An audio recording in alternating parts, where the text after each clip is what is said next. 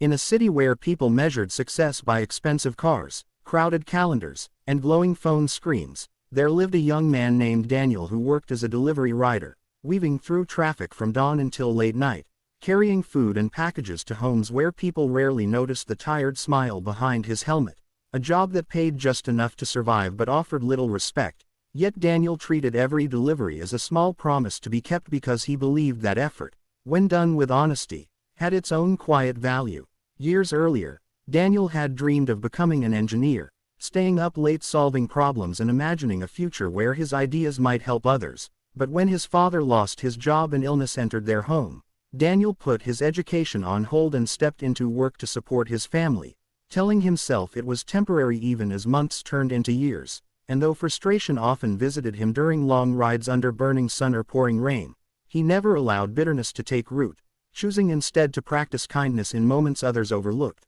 offering patient words to angry customers, helping elderly neighbors carry groceries upstairs, and tipping fellow riders when he could, believing that kindness was not weakness but strength in its purest form. One evening, after a long day of deliveries, Daniel noticed a stranded car on a dark roadside and stopped despite being late and exhausted, discovering a single mother struggling with a flat tire while her young daughter cried in the back seat. And without expecting anything in return, Daniel helped fix the tire, reassured the child, and waited until they were safely on their way, an act that cost him time but filled his heart with a warmth no paycheck had ever given. And though he rode away thinking nothing more of it, that moment would quietly ripple forward in ways he could not see. Weeks later, Daniel was called into a small office by the owner of a local startup who had been searching for reliable workers, a man who turned out to be the same driver he had once helped on the roadside, who remembered not just the favor but the attitude with which it was given, and offered Daniel a chance to train as a logistics coordinator,